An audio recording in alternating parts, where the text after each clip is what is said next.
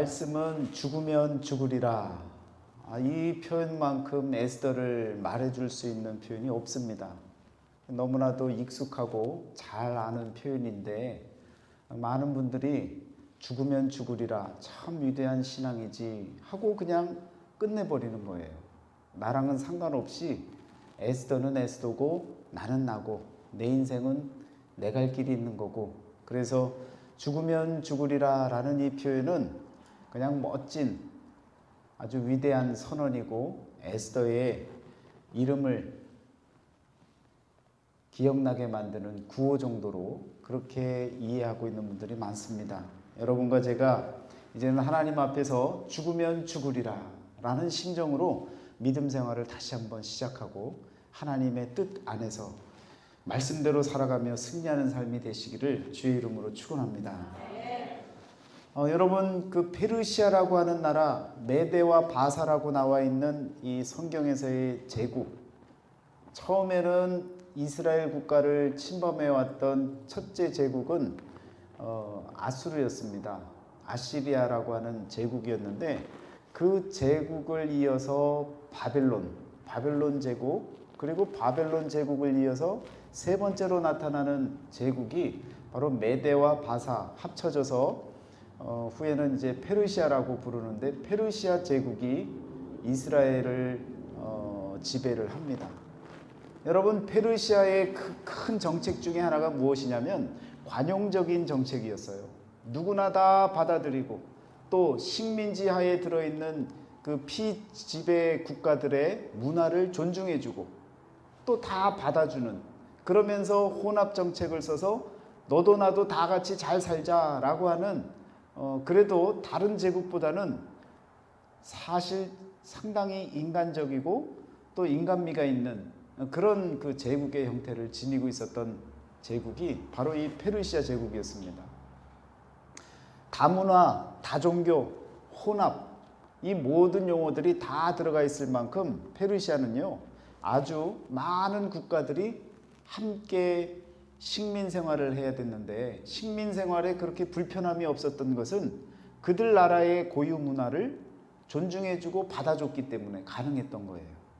그러다 보니까 한 나라 안에, 한 지방 내에 여러 민족들이 있는데 다 다른 그 고유의 풍속과 문화와 그리고 자신들의 그 어떤 민족적인 풍습에 따라서 살아가고 있었습니다. 그러니까 유대인들도 그 가운데 있었는데, 유대인들은 특별히 하나님을 믿는 유일신 신앙을 고집하고 유일신 신앙으로 삶을 살아가는 사람들인데, 이 페르시아 제국에서 명령을 내리거나 여러 가지 일들을 하게 할 때 유대 민족들은 자꾸 걸리는 거예요. 그래서 여러 가지로 문제가 있었는데, 그러다가 여러분이 잘 아시다시피 에스더서의 가장 흉측한 괴수 중의 괴수인 하만이라고 하는 사람이 유대 민족을 말살하려는 정책을 쓰게 되어집니다. 거기에 맞서서 그 하만을 물리치고 하만을 이 나무 꼭대기에 걸려서 죽게 만든 그 장본인이 바로 이 에스더라고 우리가 알고 있습니다. 여러분, 이 페르시아 제국에서 그냥 잘 살려면요, 좋은 게 좋은 걸로 살면 되는 거예요. 그리고 사회법에 따라서 그냥 무던히 살아가면 되는 겁니다. 내가 믿는 하나님도 있지만 사회법이니까 따라서 살아야지 하는 심정으로 살면 아무 문제가 없는 거예요. 마치 어느 나라를 보는 것과 같으냐? 이 미국 땅을 보는 것과 같습니다. 이 현재의 미국 땅에 세계 속의 세계입니다. 한 나라라고 얘기하지만 사실은 모든 나라들의 사람들이 다 들어와 있어요. 모든 나라들의 풍습과 문화가 함께 공존하는 사회가 바로 이 미국 땅입니다. 그래서 말씀을 읽으면서 페르시아 제국하고 이 미국하고 너무 비슷하다. 그래서 여러분, 그 아미시 커뮤니티 들어보셨죠? 이 아미시 공동체에 사는 사람들은요, 미국 내에 살고 있지만 그들의 법을 따라요. 그래서 전기도 안 쓰고요, 어떤 가전제품도 안 쓰고요, 사람이 만든 인공적인 이런 마이크도 안 쓰고요, 아무것도 안 써요. 손으로 만들 수 있는 것, 손으로 밝힐 수 있는 것만 갖고 말씀과 더불어 사는 사람들입니다. 그렇게 사는 사람들이 모여 사는 곳을 아미시 커뮤니티 공동체라고 이야기를 하고, 그런 지역이 몇 군데가 있습니다. 그리고 늘 예배드리고 말씀과 함께 살아가는 그들만의 세상을 이 미국 땅에서 허용을 해줬습니다. 그런 그 공동체들이 여러 개가 있어요. 마치 페르시아가 모든 나라들에게 모든 고유한 문화를 다 허용해 줬던 것처럼 이 미국 땅에서도 똑같이 모든 것을 다 허용해 줍니다. 그런데 그 사람들이 전혀 문제가 없는 이유는 뭐예요? 나라의 법을 인정하고 받아들이기 때문에, 사회법을 받아들이고 인정하기 때문에 마찰이 없는 거예요. 그런데 여러분, 지금 이 세상에 동성애법 미국에서 합법화 시키고 나서 얼마나 사회가 혼란해졌습니까? 믿는 사람들이 그 동성애법에 동조하는 일들이 얼마나 많습니까? 우리 감리교회는요, 동성애법이 나오자마자 한국에서부터 뭐라고 하느냐, 동성애에 가담하거나 동조하거나 지지하면요, 목사는 면직입니다. 그냥 파면이에요. 미국 땅에서 아무 일 없이 잘 살려면요, 그냥 사회법 따라서 인정해주고 좋은 게 좋은 것으로 받아주고 그냥 살면 됩니다. 그런데 우리는 그렇지 않은 거예요. 하나님의 법으로서는 받아들일 수가 없는 것이 있는 거예요. 그런 법에 맞서서 기도하며 영적 전쟁 가운데 여러분과 제가 승리하는 삶을 살아나가야 되는 겁니다. 이런 모습이 페르시아 제국 때에도 있었다고요.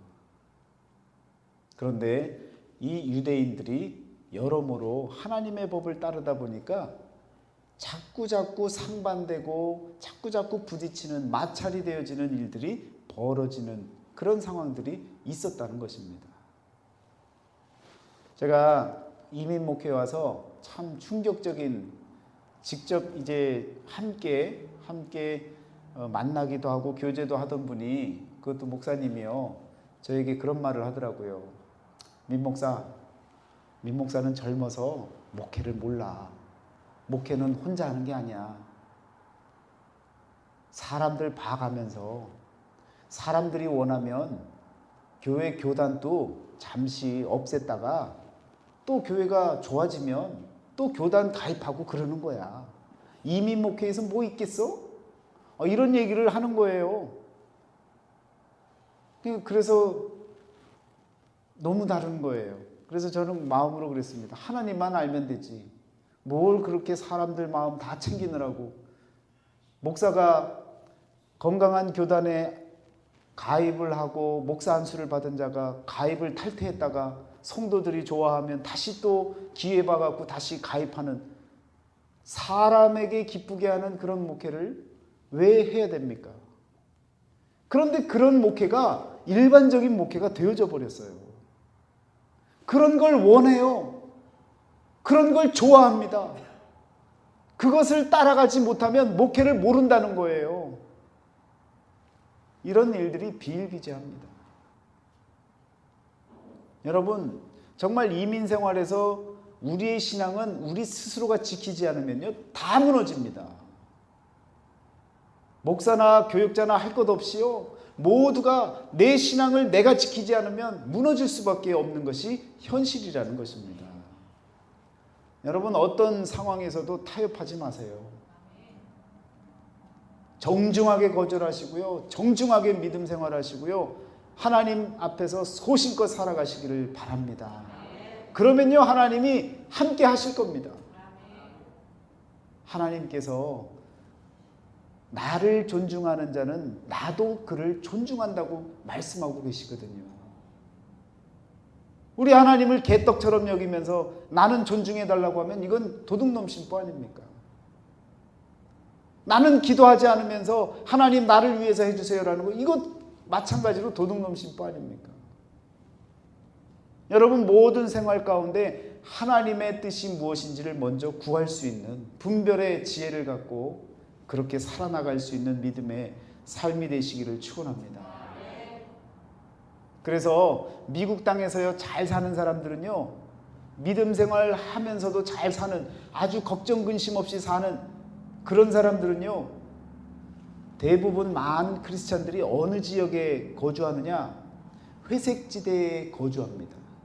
이색도 하얀색도 검은색도 아닌 회색지대의 신앙에 거해서 이것도 아니고 저것도 아니고, 여기도 발을 담그고 저기도 발을 담그고, 그래서 사람들에게는 인정을 받고 사람들은 다들 좋은 게 좋은 거라고 함께 받아주고 살지만 자기 자신은 아는 거예요.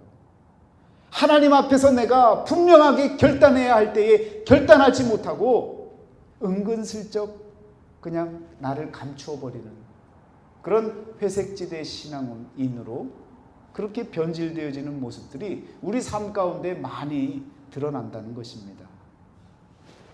요한복음 12장 37절부터 43절 말씀에도요, 그러나 관리 중에도 그를 믿는 자가 많되 바리새인들 때문에 드러나게 말하지 못하니 이는 출교를 당할까 두려워함이라. 그들은 사람의 영광을 하나님의 영광보다 더 사랑하였더라. 사람의 영광을 하나님 영광보다 더 중히 여기잖아요. 그럼 사람 눈치 보고 사는 거예요. 하나님을 믿으면서 하나님 눈치를 안 보고 사람 눈치를 보고 산다고요. 신앙생활하면서 교회 와갖고 저 사람이 나를 어떻게 보면 어떻게 하나, 저 사람이 나를 어떻게 생각할까, 이런 부차적인 생각들로 신앙생활을 올바로 못할 때가 많다고요. 하나님만 바라보시길 바랍니다. 하나님을 내 구주로 여기고 하나님 품 안에서만 하나님 신앙으로 사는 저와 여러분들의 가정이 되어지시기를 축원합니다. 출교당할까 봐, 내 인생에 문제가 생길까 봐, 내 삶에 문제가 일어나서 어려움을 당할까 봐 그냥 슬쩍 넘어가지, 그냥 좀 피하지, 그래도 나는 하나님을 믿으니까. 여러분, 이건 사람들 간에는 통할 수 있어도 하나님 앞에서는 통하지 않는 이야기입니다. 생계 문제, 사회생활 문제, 여러 가지 직장 문제, 이런저런 문제들로 인해서 그리스도인이라고 하는 이 내 색깔을 살짝 감추고요, 세상 사람들과 똑같은 색깔로 살다가 주일만 교회 나와서 나도 크리스찬입니다 라고 고백하는 것은요, 회색 신앙인 거예요. 빨리 돌이켜야 되는 겁니다. 세상이 두렵고 사람이 두려워서 신앙생활을 제대로 못한다면 여러분, 마지막 때에 하나님께서 나를 존중하는 자를 내가 존중하겠다고 했는데 나를 무시하는 자는 나도 알지 못한다고 하나님께서 하실 겁니다. 그것이 하나님의 약속이기 때문에 그 약속을 하나님께서 분명히 지키실 것입니다. 누가 두려울지를 바라보셔야 되는 거예요. 죽고 나서 어떻게 할 수 없는 사람을 바라볼지, 아니면 죽고 나서도 나를 주관하실 하나님을 바라볼지, 그것은요 저와 여러분들의 선택이라는 것입니다. 여호수아의 신앙 결단이 얼마나 대단했습니까?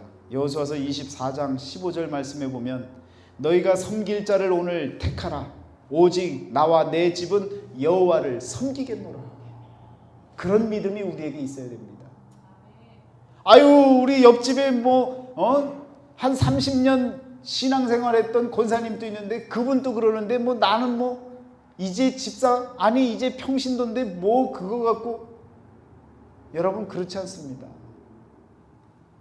하나님은요 누구와 비교해 갖고 누구를 따지고 심판하는 것이 아니라 하나님과 저 사이의 관계에서 심판하시는 거예요. 내가 나를 알잖아요. 내 속사람이 지금 어떤 신앙 상태로 하나님 앞에 놓여져 있는지 내가 알잖아요. 결단하셔야 됩니다. 죽으면 죽으리라라고 하는 이런 심정으로 하나님 앞에 나아가야 된다는 거예요. 반대로 사무엘을 잘 키워나갔던 엘리 제사장에게 하나님께서 이와 같이 말씀하셨던 때도 있습니다. 너희는 어찌하여 내가 내 처소에서 명령한 내 제물과 예물을 밟으며 내 아들들을 나보다 더 소중히 여겨 내 백성 이스라엘이 드리는 가장 좋은 것으로 너희들을 살찌게 하느냐. 그러므로 이스라엘의 하나님 나 여호와가 말하노라. 내가 전에 내 집과 내 조상의 집이 내 앞에 영원히 행하리라 하였으나 이제 나 여호와가 말하노니 결단코 그렇게 하지 아니하리라. 나를 존중히 여기는 자를 내가 존중히 여기고 나를 멸시하는 자를 내가 경멸하리라. 엘리 제사장에게 하나님께서 이와 같이 말씀하시는 거예요. 성도들이 피땀 흘리고 어렵고 힘든 삶 가운데 하나님께 드리는 귀한 제물들을 네가 아무리 네 자식 아들 둘을 사랑한다고 그 아들을 살찌우게 하기 위해서 네 마음대로 도용하고 네 마음대로 마음껏 그런 제물을 썼느냐? 내가 과거에 약속했던 그 모든 약속, 이제는 내가 그렇게 행하지 않겠다. 나를 존중하지 아니하는 자, 나를 멸시하는 자, 내가 경멸하겠다. 그래서 엘리 제사장이 그 두 아들이 전쟁터에 나가서 죽고 그 소식을 듣고 엘리도 고꾸라져서 목이 부러져서 죽잖아요. 여러분, 하나님의 말씀은 진리입니다. 약속입니다. 그 약속은 성취가 되어져요.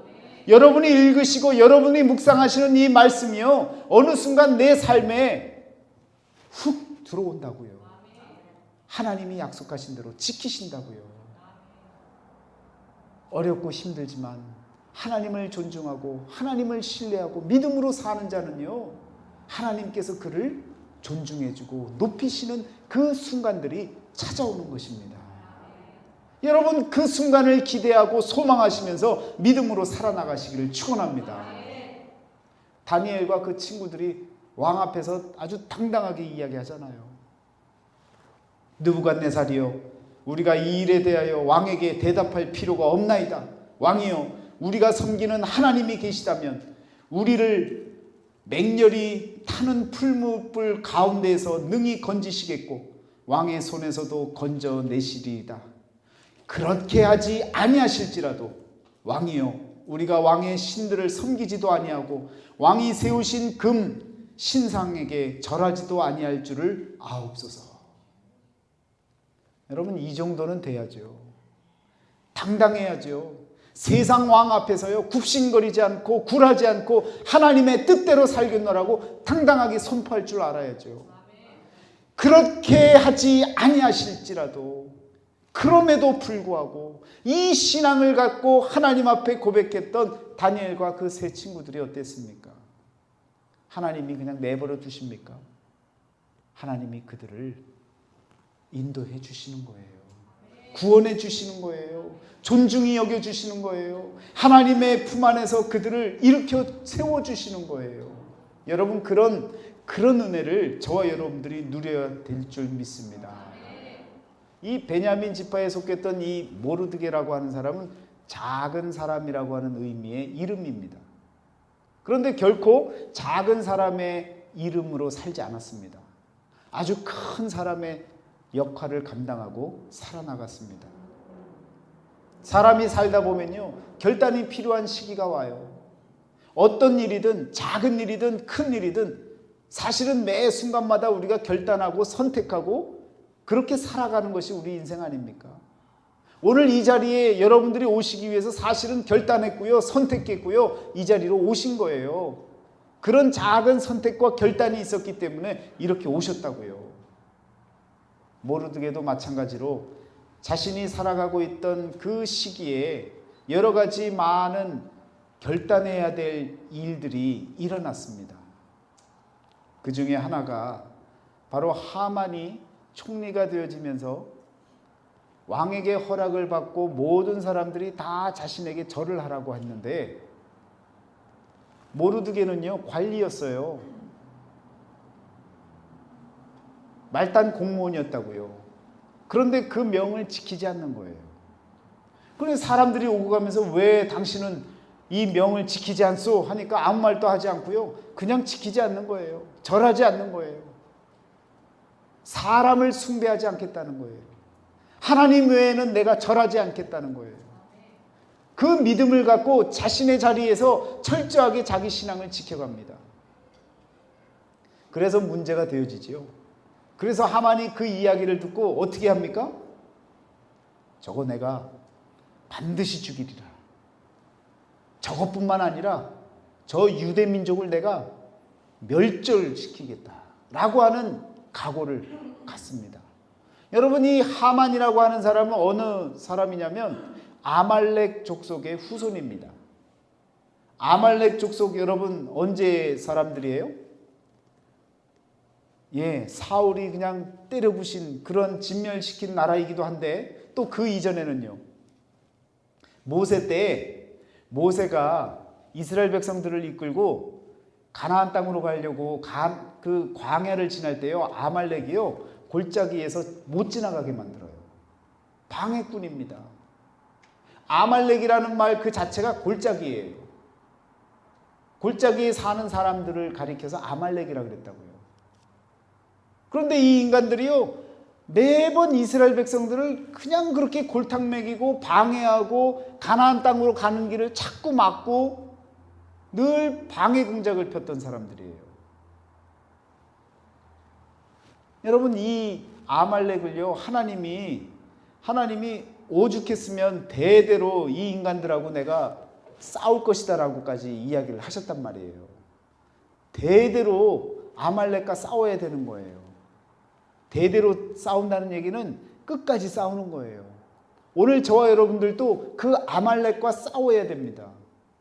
그 골짜기, 하나님께로 나아가기 위해서 지나가야 하는 그 어려움의 그 순간에 그 자리에서 자꾸 방해하는 그 방어 세력들을 자꾸 저와 여러분들이 만나게 되어지는데 그 아말렉 족속들을 저와 여러분들이 싸워서 이겨야 되는 거예요.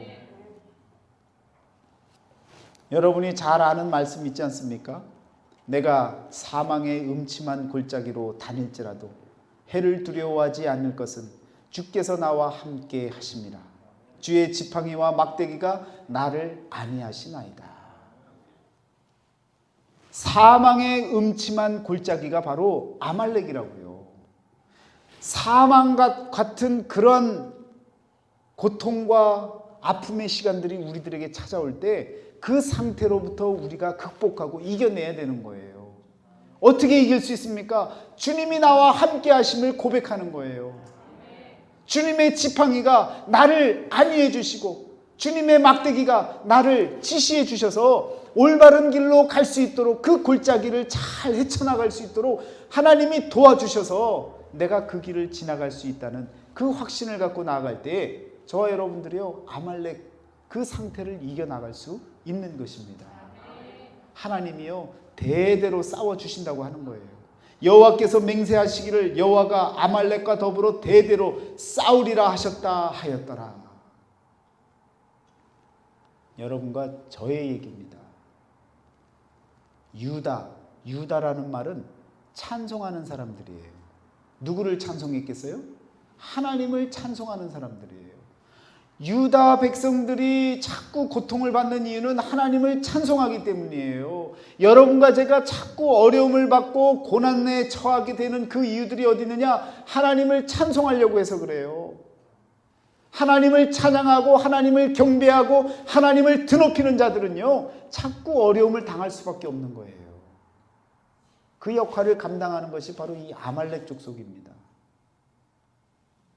여러분, 이겨낼 길은 다른 것이 아니에요. 주께서 나와 함께 하십니다. 이 고백이 있으면 임마누엘의 신앙을 갖고 믿음 생활하잖아요. 그러면 아말렉 족속이 나타나도요 문제 없는 거예요. 왜?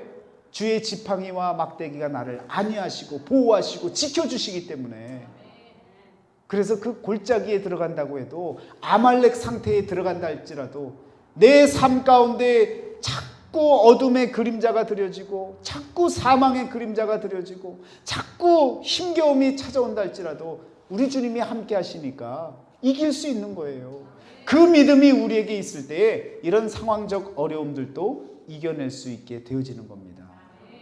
그래서 여러분, 모세가 이스라엘 백성들 이끌고 나아갈 때 아말렉이 쳐들어와 갖고 전쟁이 터지잖아요.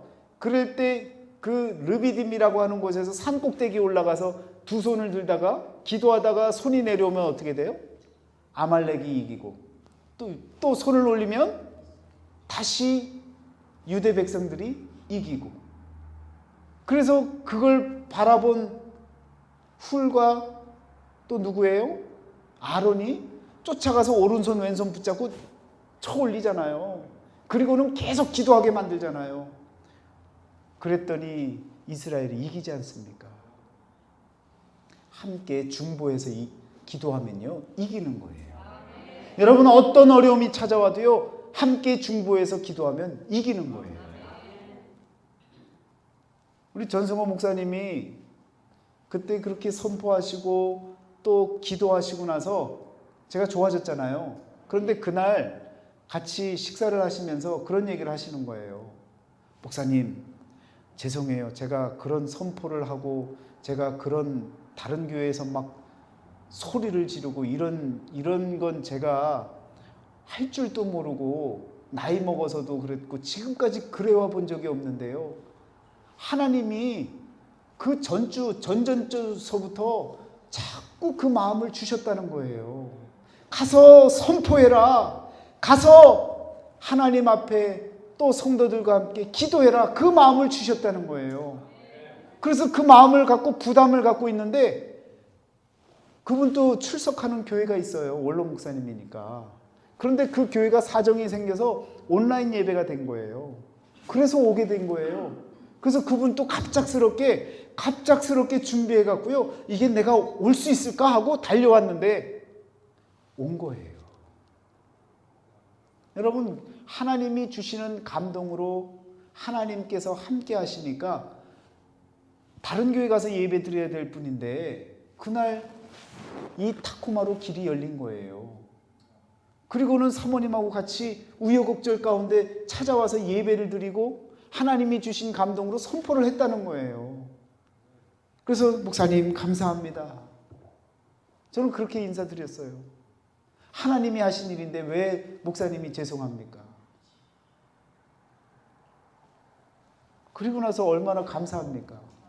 딱딱했던, 그냥 이게 손에도 잡히고 의사도 잡아보고 이거 딱딱한데 이거 수술하시겠습니까? 그렇게 물었던 사람이 이거 어디 갔습니까?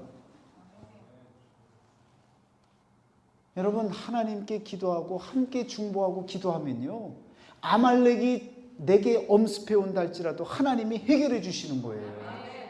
여러분과 저에게 그러한 믿음, 임마누엘의 신앙을 갖고 믿음으로 살아나가는 그런 믿음의 삶이 되시기를 주의 이름으로 축원합니다. 대대로 싸울 것이라고 하나님께서 약속하셨잖아요. 우리가 싸우는 게 아니에요. 하나님이 싸워주시는 거예요. 해결해 주시는 거예요. 하나님만 믿으시기를 축원합니다.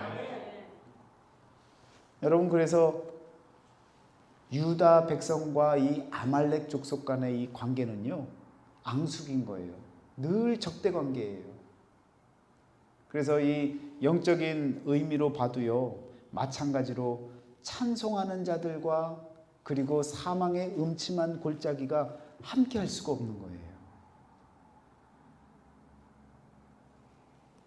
그래서 계속 아말렉이 저와 여러분들을 찾아오고 아주 급하게 찾아오고 힘들게 만들고 어려움을 갖게 만드는데, 하나님께서는요, 그 해결 방법을 모세를 통해 우리에게 보여주신 거예요.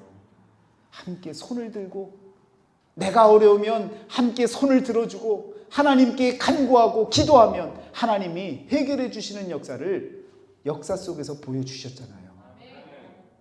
성경은요, 남 얘기하는 게 아니에요. 오늘 나에게 적용하라고 말씀을 주시는 거예요. 모세가 그렇게 기도했구나. 나도 그렇게 기도해야지. 내 문제, 내가 부끄러워서 아무에게도 말 못해가 아니라 함께 기도를 부탁하고 함께 하나님 앞에 간구하는 마음으로 매달릴 때에 하나님께서 들어응답하시는 놀라운 역사가 일어나는 줄 믿습니다. 하만은요, 이 아말렉 사람이었기 때문에 그냥 이 피가 흐르는 거예요. 유대인만 보면 이걸 어떻게 해결하나 라고 하는 마음이 들었는데 옳거니 잘 됐어요. 이번에 저 하만을 계기로 완전히 멸절을 시켜야겠다 라고 왕에게 아주 그냥 싸바싸바 하는 거예요. 그런데 보통 싸바싸바 하는 게 아니에요. 성경에 보니까 하만이요, 왕 앞에 기부를 합니다.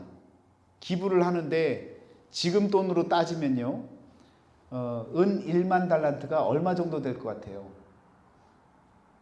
그냥 머릿속에 떠오르는 숫자를 한번 생각해 보세요. 은 1만 달란트. 한 1만 불 되겠습니까?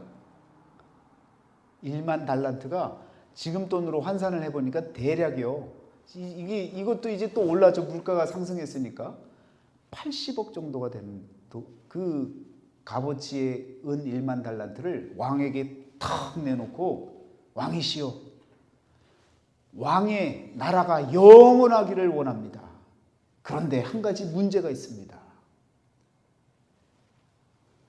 왕의 나라가 갖고 있는 법과 다른 법을 갖고 사는 한 족속이 있는데 그 족속을 그대로 두면 왕의 나라에 문제가 생길 것 같습니다. 우리말로 풀면 이런 거예요. 그러니까 왕이 들으니까 아니 은 1만 달란트를 그냥 기부하면서 나라를 위해서 아주 그냥 충절을 다짐하는 그런 큰 금액의 돈을 갖다 내놓고 왕을 위해서 하는 말인데 이것이 충언이 아니겠습니까? 그러니까 받아들이죠. 그래 하만아, 네가 생각한 대로 다 행하거라. 그래서 여러분, 페르시아 제국에 잘못된 법이 있었는데요, 왕이 명하고 조서를 내리면 그 조서를 행해야 됩니다. 그런데 날 하루를 잡았어요. 하루를 잡아갖고 유대 민족을 다 멸절시키는 날을 잡은 거예요. 12월 13일 날, 그날은 동네에 사는 유대인들 보면 다 죽이고 마음대로 그들의 재산을 다 가져가도 아무 문제가 없다고 조서를 내린 거예요. 이런 법이 어디 있습니까? 그것이 1월 달에 내려진 왕의 조서였습니다. 모르드게 때문에 일어난 일 같지만 사실은요, 유다 백성들이요, 회색지대의 신앙인으로 살았어요. 왕이 명하는 것, 또 하만이 절하라는 것 그대로 다 따라했단 말이에요. 하나님을 믿는 신앙은 온데간데 없고요, 그냥 사회생활 잘하는 것 그걸로 그냥 만족하고 살았다고요. 그런데 모르드게는요, 정직하게 하나님 앞에서 올곧은 신앙으로 나 못하겠다라고 그렇게 다짐하고 그 모습을 보여준 것 뿐이었습니다. 그게 문제가 되어져서 유다 백성들 모두가 다 지금 멸절을 당하게 생긴 거예요.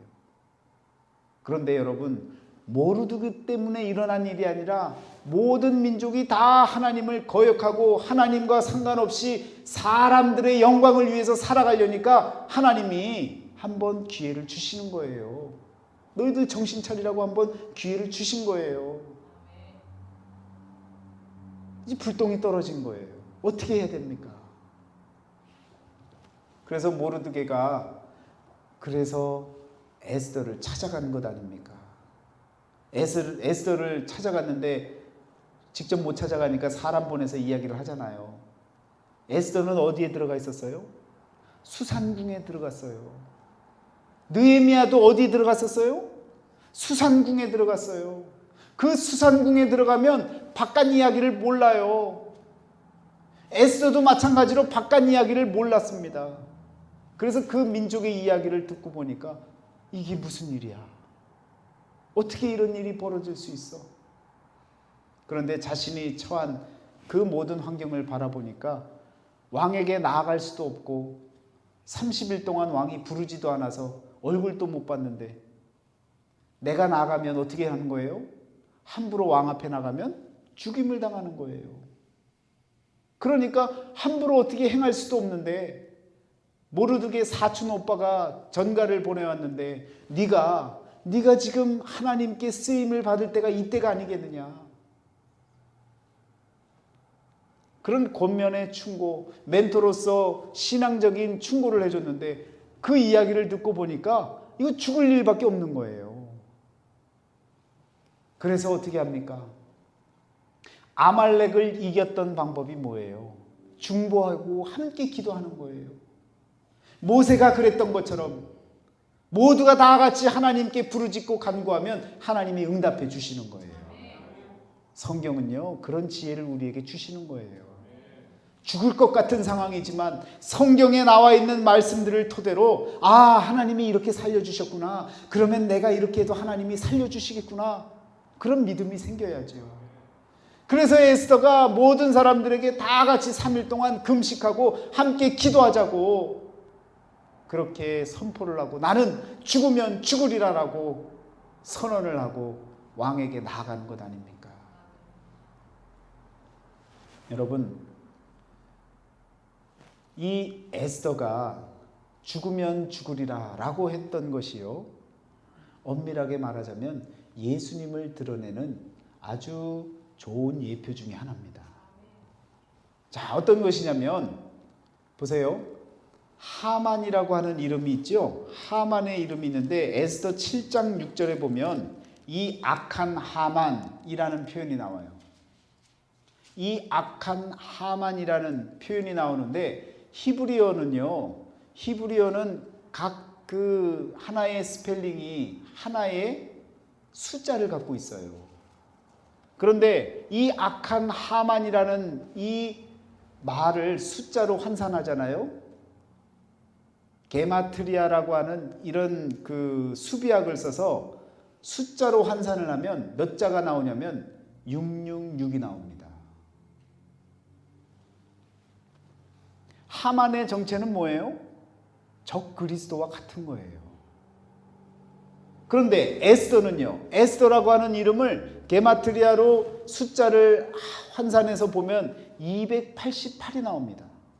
그런데 이 288의 의미가 뭐냐면 highest God, 가장 높으신 하나님, 가장 높으신 신. 누굽니까? 우리 하나님이잖아요. 누구와 누구의 싸움인 거예요? 영적인 눈으로 바라보면요, 이 악한 하만과 에스더의 싸움은요, 하나님과 적 그리스도, 그리스도와 적 그리스도의 싸움이 되어지는 거예요. 늘 그랬듯이 구약이 우리 예수님을 드러내는 그림자 역할을 하고 예표 역할을 해주는데, 죽으면 죽으리라 라고 하는 것은요, 반쪽 50%만 나타내 준 거예요. 구약은요, 완전히 예수 그리스도를 드러내지 못합니다. 그래서 예수님이 떠오르는구나, 예수님을 연상케 만드는구나 라고 하는 정도로 우리가 알지, 구약을 통해서 완전히 예수님이시구나 라고 말을 할 수가 없는 거예요. 죽으면 죽으리라 라고 하는 것은 에스더가 보여준 예수님을 드러내게 만드는 예표 중에 50%입니다. 왜 50%냐? 예수님이 오셔서 보여준 건 뭐예요? 죽으면 사는 거예요. 죽어도 사는 역사가 그리스도의 역사입니다. 그런데 에스더는 죽으면 죽으리라 각오를 드러냈지만, 죽으면 살리라, 내가 죽으러 가도 내가 살리라 라고 했다면 완전한 그리스도를 드러냈겠지만, 불온전한 그리스도의 모습으로 그리스도, 완전한 그리스도가 필요한 것을 나타낸 예표로 에스더가 쓰임을 받은 것입니다. 이 하만이요, 적 그리스도의 이 모든 모습들을 다 갖고 있었습니다. 왜 그렇습니까? 적 그리스도는요, 세계를 어떻게 하고 싶은 거예요? 세계를 지배하고 싶은 사람이에요. 하만이 어떻게 하고 싶었어요? 세계를 지배하고 싶었던 사람이에요. 더불어서 여러분, 경배받기를 원합니다. 그래서 자기한테 다 절하라 그러는 거예요. 왕도 있는데 자기한테 다 절을 하라고 하는 거예요. 숭배하라고 하는 거예요. 그러니까 모르드게는요, 안 된다는 거죠. 여러분, 단순하게 절하는 것을 안 하겠다는 것이 아니라 사람을 숭배하는 그 자체를 하지 않겠다는 거예요. 그러니까 여러분, 얼마나 올바른 표현이고 모르드게가 보여준 신앙이 얼마나 지조가 있는 신앙이었습니까? 오늘 우리들이 그런 지조 있는 신앙, 절개 있는 신앙으로 사셔야 되는 거예요. 이 하만이 보여줬던 이 적그리스도와 같은 이 모습들, 결국은 마지막은 어떻게 되는 거예요? 하만이 모르드게를 잡아 죽이려고 장대를 달았어요. 23m나 되는 장대를 달아놨는데 거기에 누가 걸려버려요? 하만 스스로가 걸려버리는 거예요. 적그리스도는요, 그 마지막이 그렇게 자기의 올무에 자기가 걸려서 심판을 받게 되어져 있는 겁니다. 여러분, 그래서 사람을 두려워할 이유가 없는 거예요. 사람의 영광을 바라볼 필요가 없는 거예요. 하나님의 영광만 바라보시고 하나님의 뜻만을 지켜나가기 위해서 믿음으로 살아나가시면 마지막 때에 일어날 일을 에스더와 하만의 이 관계를 통해서 정확하게 보여주고 있다는 것입니다. 그리스도는요, 죽어야 되는 거예요. 죽어야 사는 역사가 일어나는 거예요. 십자가에서 죽으셔야 부활하는 역사가 일어나는 거지요. 왕후의 자리에서 죽음의 자리로 가겠노라고 선포했던 이 에스더의 마음, 그리스도의 마음을 나타내는 거예요. 그 죽음의 자리로 나아갔더니 그 죽음의 자리가 구원의 자리가 되지 않습니까? 유다 백성들 모두를 구원할 수 있는 그 구원의 자리로 나아가는 그런 자리로 변화되어지는 거예요. 여러분과 저에게 죽으면 사는 역사, 이것이 복음의 역사고 기독교의 핵심 진리인 것을 깨달으시고요. 이 에스더가 보여줬던 죽으면 죽으리라 라고 하는 이 각오를 통해서 죽어도 사는 역사가 우리에게 일어날 것이다 라고 하는 이 믿음을 갖고 하나님께 나아가고 이 세상을 살아간다면 저와 여러분들의 인생 하나님이 책임져 주십니다. 여러분, 걱정하지 마세요. 두려워하지 마세요. 어떤 문제가 일어난다 할지라도 주께서 나와 함께 하심이라 라는 이 고백과 주의 지팡이와 막대기가 나를 안위하시나이다 라고 하는 이 고백이 있을 때에 하나님이 나를요, 이렇게 저렇게 힘들고 어렵게 데리고 가시고 어렵게 만든다 하실지라도 나를 살리시려고, 나를 구원하시려고, 나를 책임지시려고 행하시는 하나님의 은혜인 줄 믿습니다. 이제는요, 죽으면 죽으리라 에스더의 고백, 그녀의 고백이 아니라 내 고백이 되어지고 더불어서 죽으면 사는 역사가 하나님 안에서 일어납니다 라고 하는 이 고백을 갖고 믿음으로 살아나가시기를 축원합니다. 기도하시겠습니다.